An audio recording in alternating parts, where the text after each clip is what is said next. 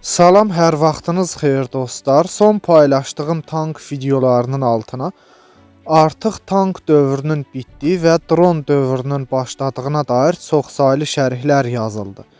Mən də bu şərhlərə ayrı-ayrılıqda cavab vermək yerinə video şəklində cavablandırmağa qərar aldım və sizlər üçün bu videonu hazırladım. Xoş izləmələr.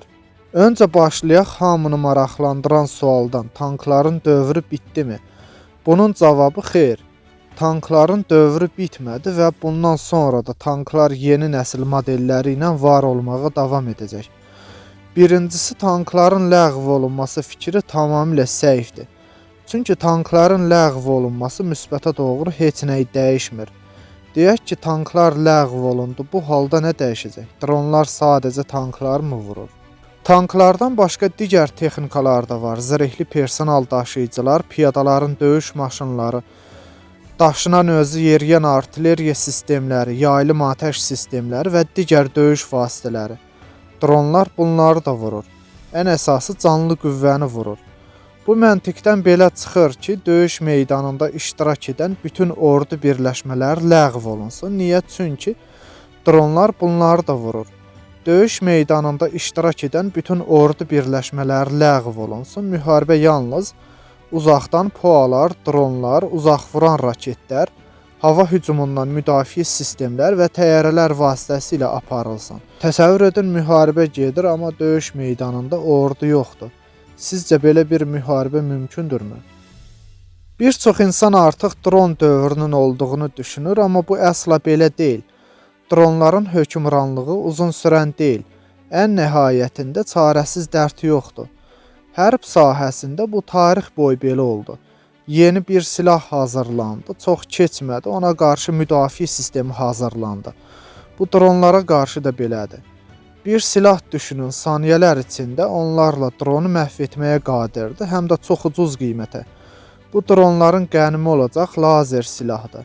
Bu halda eyni söz dronlar üçün də keçərli olacaq. Artıq dronların dövrü bitdi. Doğrudur, dronlar çox ciddi təhlükədir. Qarşısı alınmadığı halda yerdə olan hər şey onun hədəfinə çevrilir. Amma dronlar qarşısı alınmaz da deyil.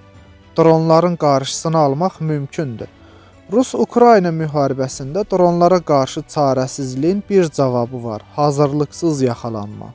Sizə belə bir sual verim. Əgər tanklar və digər texnikaların dövrü bitdisə, bəs o halda nəyə görə tankların, zirehli texnikaların, artilleriya sistemlərinin inkişafı davam edir? Yeni tanklar, zirehli texnikalar, döyüş maşınları, artilleriya sistemləri yaradılır və silahlanmaya qəbul edilir. Tankların ləğv olunması piyada qoşunlarının zəifləməsinə gətirib çıxarır və onların döyüş meydanında texnikasız qalmasına səbəb olur. Çünki tanklar piyadaların önündə gedir və onlara həm atəş dəstəyi verir, həm zireh dəstəyi verir. Piyadalar tankları sipərə alır. Əgər tanklar ləğv olunsa, piyadalar zireh və atəş dəstəyindən məhrum qalır və beləcə Birinci Dünya müharibəsində olduğu kimi piyadalar texnikasız hərəkət etməli olur. Beləliklə, qarşı tərəfə açıq hədəf olur ki, bu da itkini 1-ə 5 artırır. Çünki tanklar ləğv olunsa, onun yerinə heç bir texnika keçə bilmir. Yəni, siz piyadaların döyüş maşınını tankın yerinə qaynar döyüşə sala bilməzsiniz. Atəş gücü baxımından tankları digər texnikalar əvəz eləyə bilər. Məsələn, PDM-lər də 100-105 mm çaplı topla təchiz oluna bilir, amma PDM-lərin zirehi çox zəifdir. Deyə bilərsiniz, PDM-lər də reaktiv zirehlə təchiz oluna bilir. Misal üçün, Ukraynaya verilən Bredillər reaktiv zirehlə təchiz olunub. Bu şəkildə PDM-lərin zirehini kumulyativ mərmilərə qarşı müəyyən səviyyəyə qədər gücləndirmək mümkündür. Təxminən 700 ilə 1000 mm arası. Amma bu yetərlidirmi? Xeyr, yetərsizdir. Günümüzdə artıq son nəsil tank əleyhinə raketlər 1500 mm-ə qədər zireh dələ bilir. Kinetik enerjili mərmilərə qarşı isə PDM-lərin zirehini gücləndirmək mümkün deyil. Reaktiv zirehlərin kinetik müqaviməti 200 ilə 300 mm arasında dəyişir. Günümüzdə isə 120-125 mm çaplı son nəsil kinetik enerjili mərmilər 1000 mm-ə qədər zireh dələ bilir. Deyək ki, tank əleyhinə raketlərin qarşısı daha güclü reaktiv zireh hazırlandı. Həm reaktiv zireh, həm aktiv müdafiə sistemi ilə alındı. Hər şey bununla bitmir. Bir də kinetik enerjili mərmilər də var. Bu mərmilərə qarşı reaktiv zireh zəifdir. Aktiv müdafiə sistemləri isə ümumiyyətlə qarşısını ala bilmir. Əgər tanklar yüngül zirehli texnikalarla əvəz olunsa, bəs onda bu texnikaları kinetik enerjili mərmilərdən nə qoruyacaq? Ona görə də ağır zirehli tanklar orduda hər zaman lazımdır. Ona görə də tankların ləğv olunması müsbətə doğru heç nəyi dəyişmir. Problemin həll yolu yalnız dronların qarşısını almaq və tankları dronlara qarşı gücləndirməkdir. Dronlara qarşı tanklar müdafiə sistemləri ilə təchiz olunmalıdır.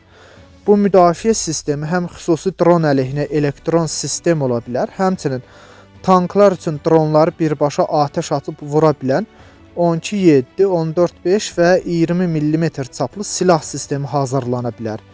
Misal üçün tanklar 12-7 və 14-5 mm-lik pulemyotlarla təchiz olunub zaten. Bu pulemyotlar dron aşkarlayıcı ilə təchiz olunsun və tanklar bu şəkildə dronları aşkarlayıb vura bilsin və bu şəkildə dron hücumlarından qoruna bilsin. Həmçinin tanklar döyüşlərdə tək başına buraxılmamalıdır.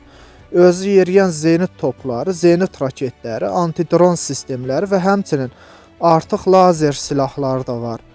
Bu sistemlərin müdafiəsi altında döyüş aparmalıdır və bu şəkildə həm bu müdafiə sistemləri tərəfindən, həm ayrıca özünün təchiz olunduğu müdafiə sistemləri vasitəsilə tanklar bu şəkildə dron hücumlarından qoruna bilər.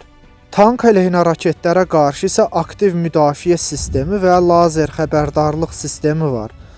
Lazer xəbərdarlıq sistemi lazer başlıqlı raketlərə qarşı tankı təhlükə barəsində xəbərdar edir və beləliklə tank müdafiə tədbiri görür və tüstü qumbarası ilə maskalanıb hədəfdən gizlənə bilir.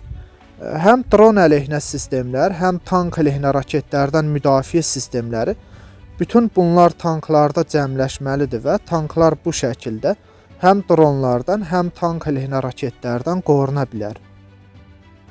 Bugünlük bu qədər dostlar. Ümid edirəm ki, bu videoda sizi düşündürən sualları cavablandıra bildim. Əlavə suallarınız varsa şərhlərdə yaza bilərsiniz. Videonu bəyəndinizsə like etməyi, kanala abunə olmağı da unutmayın. Gələn videolarda görüşənədək hələlik.